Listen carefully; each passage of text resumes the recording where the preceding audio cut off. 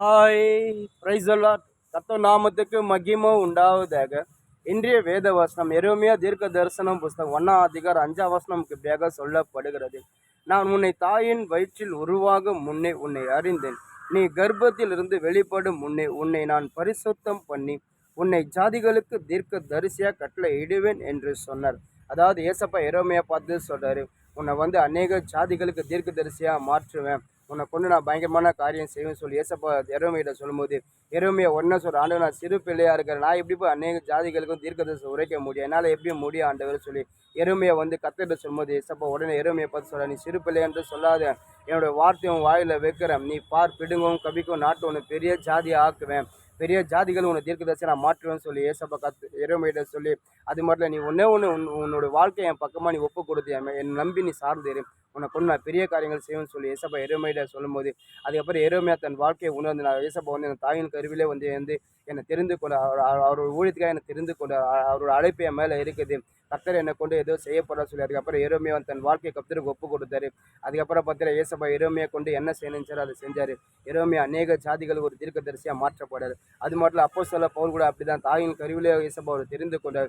அதாவது கர்த்தருடைய வார்த்தை புற ஜாதிகள் பிரசங்கின்படி ஏசப்பா அப்போஸ்தலர் பவுலை தெரிந்து கொண்டார். முதல்ல பவுல் பார்த்தீங்கன்னா கர்த்தருக்கு விரோதமாக இருந்தார், கர்த்தருடைய சபைக்கு விரோதமாக இருந்தார், கர்த்தருடைய பிள்ளைக்கு விரோதமாக இருந்தார். அது மட்டும் இல்லாமல் அதாவது கர்த்தருடைய வார்த்தைக்கு அவர் குற்றம் பட்டுபடி கர்த்தருடைய வார்த்தைக்கு அவர் விரோதமாக இருந்தார். அப்படியாப்பட்ட பவுலை போய் கர்த்தரை சந்தித்து கர்த்தருடைய அன்பு பவுலுக்கு இழுக்கப்பட, அதுக்கப்புறம் பவுல் தன் உணர்ந்து ஏசப்பா என்னை எதற்காக தெரிந்து கொண்டார், தாயின் கருவுக்கு ஏசப்பா என்னை எதற்காக உருவாக்குனாரும், கர்த்தருடைய வார்த்தை புற ஜாதிகள் பிரசங்கிப்படி ஏசப்பா என்னை தெரிந்து கொண்டார், கர்த்தருடைய அழைப்பு என் மேலே இருக்குதுன்னு சொல்லி அதுக்கப்புறம் பவுல் பார்த்தீங்கன்னா உணர்ந்து தன் வாழ்க்கை கர்த்தருக்கு ஒப்பு கொடுத்தாரு.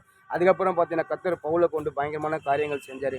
ஏசப்பா பவுலை கொண்டு என்ன செய்யணும்னு செஞ்சார். ஏன்னா இவங்கள பார்த்தீங்கன்னா எரேமியா பார்த்தீங்கன்னா சரி, பவுலை பார்த்தீங்கன்னா சரி, கர்த்தரோட அழைப்பு அவங்க மேலே இருந்து அந்த அழைப்பை உணர்ந்து கர்த்தருக்கு தன் வாழ்க்கையை ஒப்பு கொடுத்தாங்க. ஏசப்பா அவங்களுக்கு கொண்டு பெரிய காரியங்கள் செஞ்சார். இன்றைக்கி நம்மளோட வாழ்க்கை சரி, கர்த்தர் அழைப்பு நம்ம மேலே இருந்து தாயின் கருவிட ஏசப்பா நம்ம தெரிந்து கொண்டு தாயின் கருவில் நம்ம உருவாக்கமான கர்த்தர் அவரோட ஊழியத்தை நம்ம தெரிந்து கொண்டு அவர் அழைப்பு நம்ம மேலே வச்சு நம்ம இந்த ஊழியத்துக்கு நம்ம இல்லை இந்த அழைப்புக்கு நம்ம கர்த்தர் தெரிஞ்சு வச்சுருந்தாங்கன்னா ஒன்று கர்த்தரோட அழைப்பு உங்கள் மேலே இருந்தால் உங்கள் வாழ்க்கையை கர்த்தருக்கு ஒப்பு கொடுங்க. கர்த்தருக்கு உங்கள் வாழ்க்கையை ஒப்பு கொடுங்க. கர்த்தர் நிச்சயமாக கர்த்தர் உங்களை கொண்டு பெரிய காரியங்கள் செய்வார். கர்த்தர் உங்களை கொண்டு என்ன செய்யணும் நிச்சயமாக அது செய்வார்.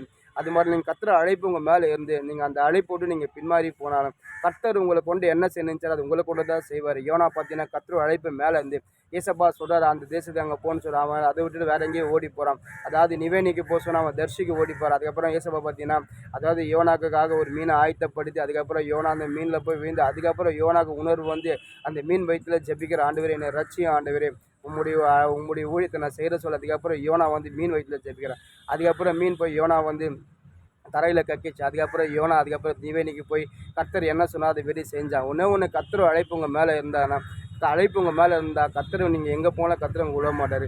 கர்த்தர் உங்களை கொண்டு என்ன செய்வேன்னு நிச்சயமாக அதை செய்வார். நீங்கள் ஒன்று உங்கள் அழைப்பு உங்கள் மேலே இருக்கும்போது நீங்கள் உங்கள் வாழ்க்கை கர்த்தருக்கு ஒப்பு கொடுத்து கர்த்தருக்காக நீங்கள் தொடர்ந்து ஓடுங்க.